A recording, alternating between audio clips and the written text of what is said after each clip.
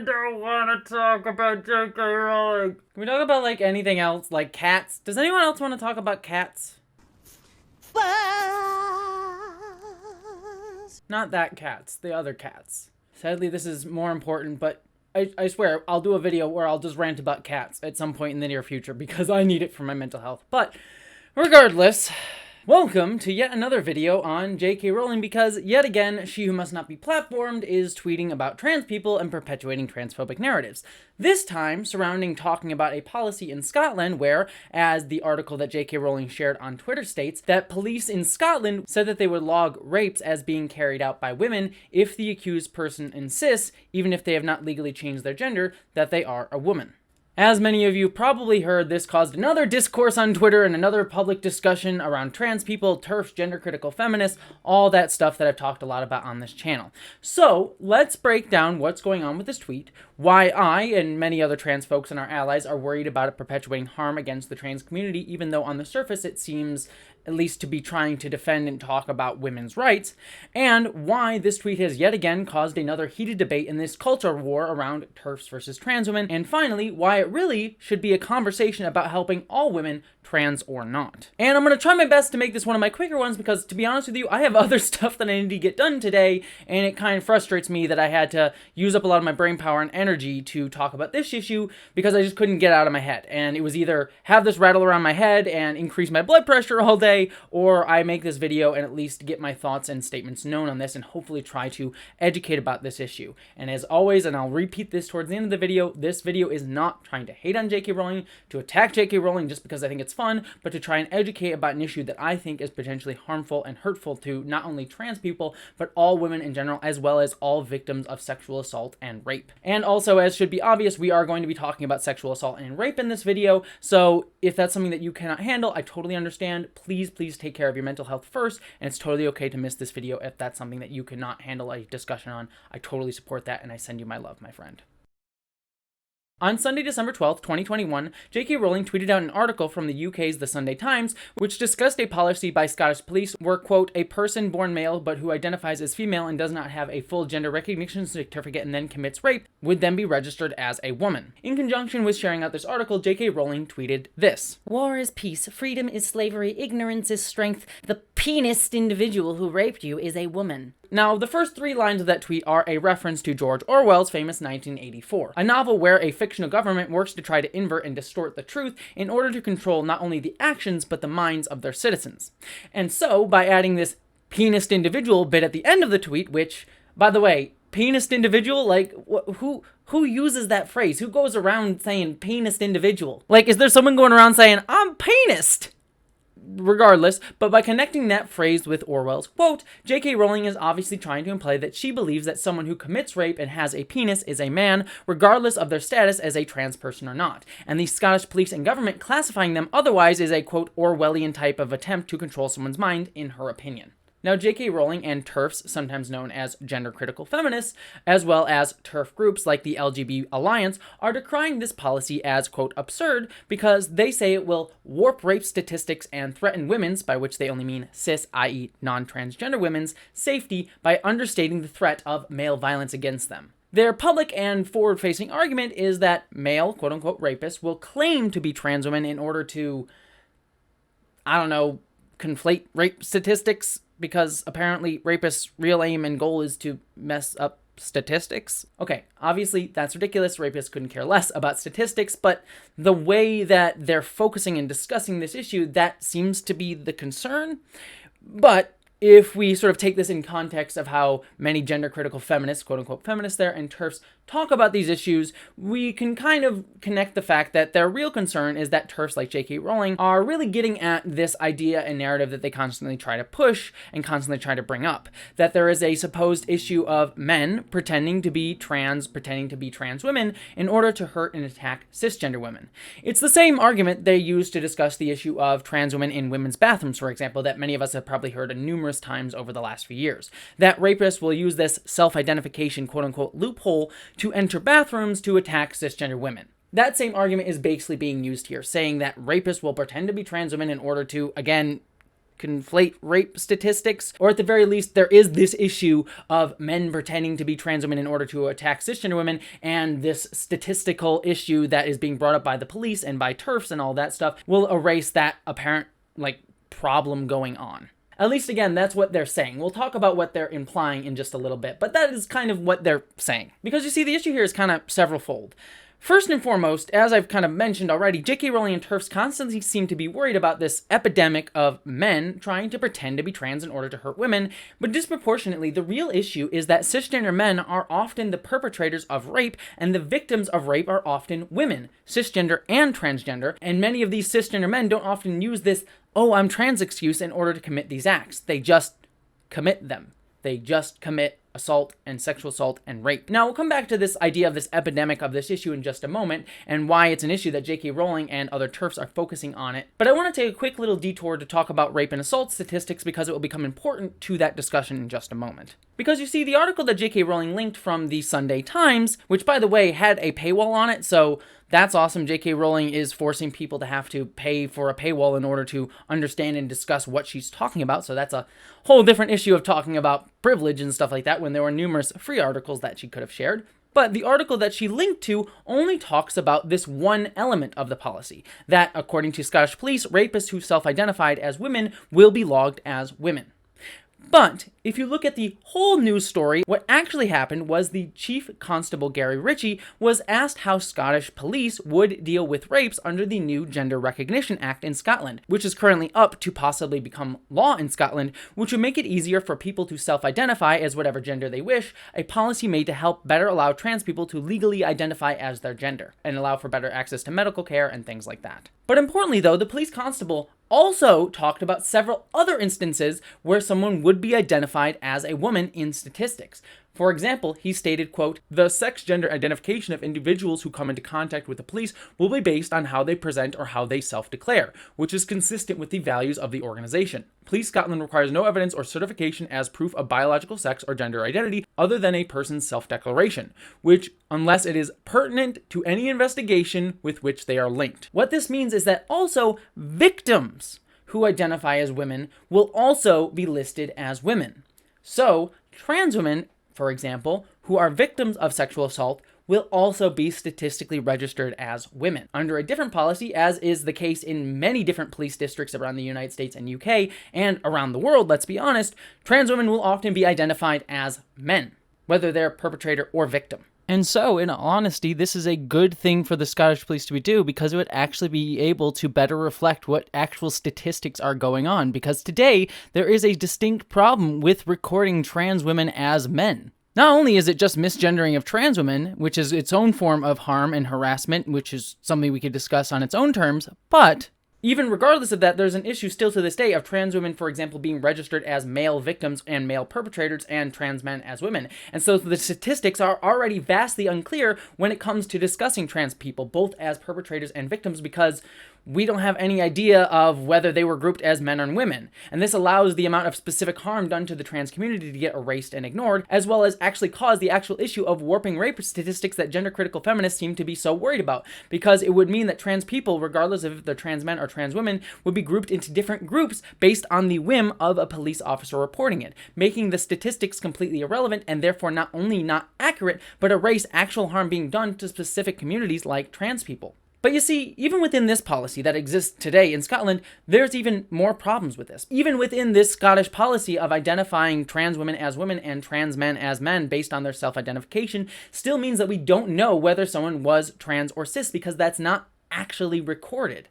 So within official police statistics, we don't actually know statistics of how much trans people are harmed, cis people are harmed, how much trans people are perpetrators, and how much trans people are not perpetrators. So really, what we should be doing if we wanted to make statistics accurate, what we would want to do is that we would want to register if someone is, number one, a woman, man, or non-binary, and then on top of that, whether they are trans or not. Not completely ignore trans women's statistics, as J.K. Rowling and other gender-critical feminists seemingly wish to imply, or to group trans women as men, because that would also also erase the fact that trans women are also victims of sexual assault. This isn't even to mention the fact that many trans women are not believed or listened to by police when coming forward with allegations of rape, similar to how many cisgender women are also not believed in the same context. But often because they are trans women face higher scrutiny and even more chances of not being believed and our claims investigated because we are trans. And if you wanted to delve even further into how statistics are skewed when it comes to rape, we could discuss how the fact that Scottish law only defines rape as a penis penetrating someone, which ignores the fact that vaginaed individuals can also commit and perpetrate rape as well. Or that rape and sexual assault can still occur even when a penis does not penetrate someone. It leans into the idea that, men can't possibly be the victims of assault, which also skewers the statistics on assault, which is something that we also need to discuss. So if J.K. Rowling really wanted to call out this issue of statistics, and other gender-critical feminists wish to call out this issue of statistics, what they would be arguing for is to discuss trans women as trans women, both trans and women in categorization, so we can get clear statistics of trans women within these groups, as well as trans men, as well as cis men and cis women. Getting clearer, more accurate statistics based on someone's identity is a good thing, and we should learn and we should separate and be more clear about someone's identity within that. If we actually did this, what we would probably find, as many independent studies outside of actual police statistics has found, is that trans women are statistically not the perpetrators of rape and sexual assault, but more often the victims of it. This not even to mention that some studies have found that up to 9% of transgender survivors were sexually assaulted by police officers, while 15% of transgender individuals reported being sexually assaulted while in police custody or in jail, a number which more than doubles for African American transgender people. There isn't a, quote, rash of men pretending to be women to assault women. Maybe there's a few cases of it here and there, possibly. And believe me, TERFs love to show those and put those up and talk about them and put them up as if they're a big rash of them. But actually, they're a minute form of the cases and very rarely happen, if at all. This isn't to say that if and when those types of sexual assaults and rapes happen, that we shouldn't try to stop and deal with them, and that they're not absolutely horrible. But as we'll talk about in a minute, the amount of attention paid to that type of sexual assault is in no way proportional to the amount it actually happens in real life. But if we actually looked at what the actual statistics are and actually recorded statistics accurately, what we would find is that we would need to discuss trans women as victims. We would need to discuss trans women as often more likely to be the victims of sexual assault and rape, not the perpetrators of it. And that is exactly what TERFs and gender-critical feminists do not want. Because you see, that would go against their entire narrative and what they wish to try to push and extol with their viewpoint around trans women and the harm and problem of, quote, gender ideology. You see, J.K. Rowling and TERFs, as well as TERF groups like the WOLF and LGBT Alliance, constantly only bring up trans women within the context of rape, trying to link trans women to all being rapists, only discussing trans women in the context of being rapists. J.K. Rowling, for example, has only ever discussed sexual assault in the context of her worry about trans people making it easier for rape to occur. Groups like the WOLF and LGBT Alliance constantly link these issues as well. This happens constantly within gender-critical discourse, which has constantly become the more de facto form of discourse around trans people in places like the United Kingdom. For example, as I alluded to earlier, see this video by Sean about how a BBC article created and disseminated by gender-critical feminists used bunk science and misinformation to perpetuate this exact same idea of trans women as rapists. Now, they're not saying that all trans women are rapists, they're not saying that explicitly. But the reason Rowling and TERFs harp on this constant discussion and only bring up trans women in the context of being rapists is that they wish to, without saying it, instill the implication of trans women as rapists into public discourse. They want us to not talk about trans women like myself without the thought of us being linked with being rapists. And again, they're not explicitly stating all trans women are rapists. But if you constantly see articles over and over and over and over and over and over and over again only talking about trans women in this context and blowing it out of proportion in relation to how big of an issue it actually is, then public discourse will constantly link the two. It's a similar tactic to how gay people were often framed back just a few decades ago. How constantly gay men were seen as sexual predators because they were only being discussed in that context. The only time you would hear about gay men is if they were a sexual predator trying to hurt young boys. and so constantly linked to the idea of gay men as simply being sexual predators. And by the way, I kind of want to be clear here. I do believe that there are some TERFs and gender critical feminists who want to do this linking explicitly, that they consciously have this idea of like, yes, we want to create this narrative of trans women as rapists, and so only talk about them in that context. I do believe that there are probably some who consciously wish to make that connection and choose to make that connection. And in fact, probably many of them are the leaders of said groups. But as I've discussed in some of my other videos, I do think that many TERFs that have gotten caught up in this rhetoric, which J.K. Rowling may be just an element of, are just women who are rightfully worried about how women are harassed and assaulted and constantly the victims of sexual assault and rape in our society and are disproportionately the victims of these things. Yet, the issue is that they subconsciously sublimated this fear onto trans women and exist in echo chambers that only extol trans women as rapists, who they see as men in these spaces, and then they dogmatically pursue us because it's a battle that they can win, as they see trans women being already discussed in the discourse and already being attacked and marginalized. Plus, they also get public and political, often right-wing support, and even find community in this discourse. And the power of finding a community in that echo chamber that it creates and the constant raising up of the stakes constantly causes them to only focus on trans people. If you look inside TERF discourse spaces, there is never really a distinction made between trans women and rapists. To them, trans women are men, and all trans women are also rapists. Hence why they don't want to acknowledge or even see statistics that show trans women as victims as rape, because when they do, they'd have to acknowledge that trans women are also more likely to be victims of rape than other groups are. And even when they do have to acknowledge that trans women are disproportionately also victims of sexual assault and rape, they dismiss it saying, oh, well, if you weren't trans, if you didn't pretend to be a woman, then you wouldn't get raped. Which is absolutely horrible, is victim blaming trans women for being assaulted, and again, makes the rape of trans women invisible and ignored and even permissible. Not to mention that there are studies that show a clear link between these prevailing narratives in our society being used to justify trans women being actually raped. And so this idea constantly reverberates within itself and focuses in on trans women as only being seen as rapists. And then they take that narrative from their echo chamber and attempt to push it into the mainstream. So they may not be saying that all trans women are rapists, giving them plausible deniability to say, look, I'm not talking about all trans women. But they do want to make that connection implicit and implied every single time we talk about trans women. They certainly want us to think it. But ultimately, that is the narrative that they wish to push and extol, because it is pushing forth a narrative that is making the abuse, harassment, and rape of trans women invisible. And not only that, skewers statistics and understanding of how rape and sexual assault occur not only to trans women, but all women in general, as well as men, trans or not.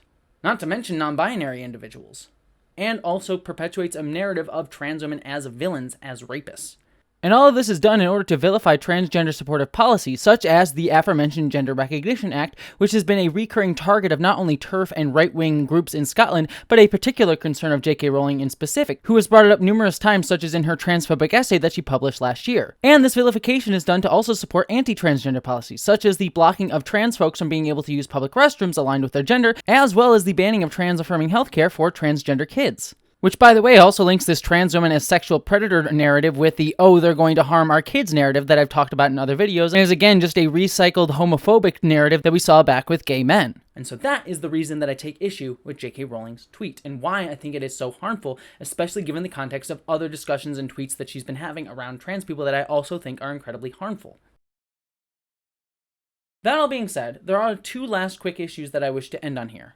First, I wish to point out what I always say in my videos about J.K. Rowling and these issues. I don't want to talk about J.K. Rowling. I and other trans folks get accused of constantly bringing up J.K. Rowling, that we're focusing on her, that we're attacking her or harassing her. While the fact that I've made several videos on her would seem to indicate otherwise, the truth is, I would absolutely love to never ever have to talk about her ever again. And yet, she is the one that is putting herself into the discourse. She is the one perpetuating harmful narratives against trans people and putting it into the mainstream discussion. And as such, I feel the need to call her out on it. Which is frustrating because, as I said before, I have other things that I wish to spend my energy on. I had other plans and things that I wanted to get done today. But as many marginalized people are often forced to do, we are forced to work on the whim of those who cause us harm, not on our own schedules. And as a result, I'm tired of talking about her. and yet I feel the need to. And to be clear, also, I don't hate J.K. Rowling. I really don't. This isn't a judgment on those who are angry at her or do hate her. I do think that there is a certain amount of justification in that, given the amount of harm that she's caused. But my goal here with this video and any of my videos isn't to attack J.K. Rowling or to hate on her. I'll get angry at her actions, I'll call out her harm, and I'll try my best to make people understand the bigotry that she espouses, but that doesn't require my hate. My goal here, as always, is to educate about why I think her words are harmful and to raise the discussion, not to hate on one specific woman. Because I focus on J.K. Rowling, but this dynamic that she is showcasing is perpetuated in all discourse around trans people, especially those perpetuated by TERFs and gender-critical feminists. So this issue really isn't exclusive to Rowling. But I talk about her specifically because she's the one getting the most attention. Hell, the day that she tweeted this article out was the same day a new trailer for the latest Fantastic Beasts movie dropped. Which, given that Fantastic Beasts and the Harry Potter universe are things created and owned by J.K. Rowling, means that she is getting more attention this day than any other, which means people will draw their eye and attention towards all of these transphobic narratives that she's pushing and get them more attention. And as such, as much as we wish to, we cannot separate her from the Harry Potter franchise. Because one, she writes the movies and owns the series and still makes money off of it, and two, when these trailers and movies and things get released, people are paying attention to Rowling. And so her perpetuation of these narratives gets more mainstream attention than others, and thus, I feel a greater need to focus on her, not to hate on her, but because she is both the specific situation in greatest need of addressing due to her reach, and also because she offers the greatest chance for me to educate about the harm not only she, but all these types of narratives cause. And secondly and finally, there is a tangential but very much linked and associated issue with these narratives being pushed by these discourses around the vilification of trans women as rapists. Because you see, when trans women like myself or our allies call out this conflation of trans women as rapists, as well as this ignoring of the fact that trans women are also harmed by sexual assault and rape, we get harassed. And we get painted as rape defenders. Now, how this happens is because TERFs make the argument that, well, we're not saying all trans women, so you shouldn't be concerned. Why are you so worried? We're not talking about all trans women, just these specific ones. Again, that plausible deniability that I talked about earlier. But further, because they've now begged the question of, why are you so worried if we're not talking about all trans women? They then take the next step to say, now that they begged that question, well, the reason you must be upset is that you're trying to defend rapists. You're trying to protect rapists' feelings or their ability to hide themselves in statistics over the feeling of someone who was the victim of rape. Which again, I am not. And so I and other trans people get accused of being rape defenders, as you can see in tweets like these that are on screen right now. But this goes beyond TERF circles and TERF's discourse because it starts to spill out in the mainstream narrative about trans people who are trying to push back against these transphobic narratives and associations and implications that TERFs are trying to push. Like with this message that someone sent me after I tweeted yesterday about this exact issue with J.K. Rowling. Now, to be clear, I'm not sharing this person who sent me this message's name because honestly, they might actually be legitimately and honestly concerned that I was defending a rapist. Because that's the issue. TERFs successfully have shifted the discourse this way so that folks sometimes will truly believe that that's what's going on. Because to learn otherwise, they would have to look at the nuance of the discussion, to have to learn all these different narratives and problems and discourses and information about statistics and information about trans women and all this stuff that honestly is just exhausting to constantly have to know and discuss. And so it's easier to just listen to the echo chamber because you don't have the time to learn the actual nuance of what I was actually saying and discussing. Or again, they'll believe the, quote, plausible deniability that TERFs give themselves by saying, oh, we're not talking about all trans women, just trans women who are rapists. So let me be very clear with what I'm saying and discussing. Fuck rapists, regardless of their gender identity. What I want, though, is to use things like statistics to accurately discuss who is the victim of rape, and how best to discuss and recognize who the victims of rape are, and to not let trans women's sexual assault and rape be made invisible. And on top of that, not let trans women be vilified all as rapists by the implication being perpetuated by these articles. But TERFs love to play these word games in order to obfuscate that that is what I'm actually saying. They try to play word games in order to paint me and other trans allies speaking out against them as rape defenders. And they want to make it easier to just hear the prevailing echo chamber narrative and make you come to conclusions and then get heated about it and angry about it, especially towards trans people. And especially if you've been a victim of sexual assault yourself, which many women, trans or not, have been, they will get heated. And that's what TERFs want, because it delegitimizes our concerns and paints prominent trans voices pushing back against these awful people as villains. And lets people and forces them to fall into the TERF radicalization pipeline that I talked about before, into the echo chamber. So this puts trans women in a double bind. Either we must stay silent while we're being vilified, or we push back and get vilified.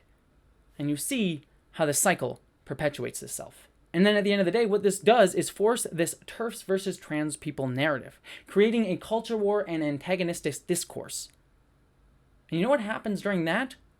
We stop talking about the actual issue here, to talk about, accurately record, discuss, and try to care for victims of sexual assault and rape. Instead, we just yell at each other, and the true victims get ignored in the screaming war going on above them.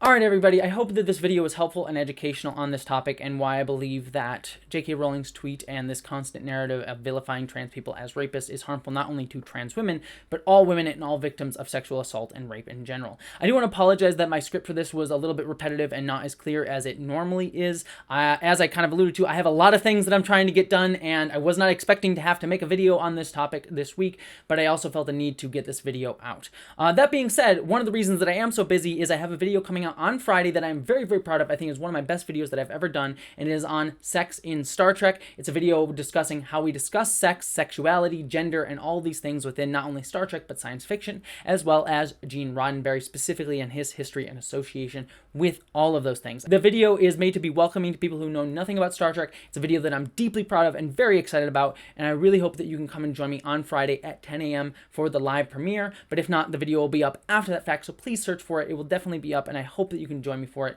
I'm so proud of it, and I think it might be one of the best videos that I've ever done and be very illuminating on a ton of issues within that. So please come join me for that. But regardless of that, I do have a Patreon where you can help supporting me doing what I do, help me pay the bills, help me eat, and all that stuff. Also, don't forget to like and subscribe this video and share it out if you think it was helpful and educational to people who may need this information. But beyond all of that, thank you so much for joining me. Again, I love you very much, and I hope you are taking care of yourself. And please, as always, live long and prosper.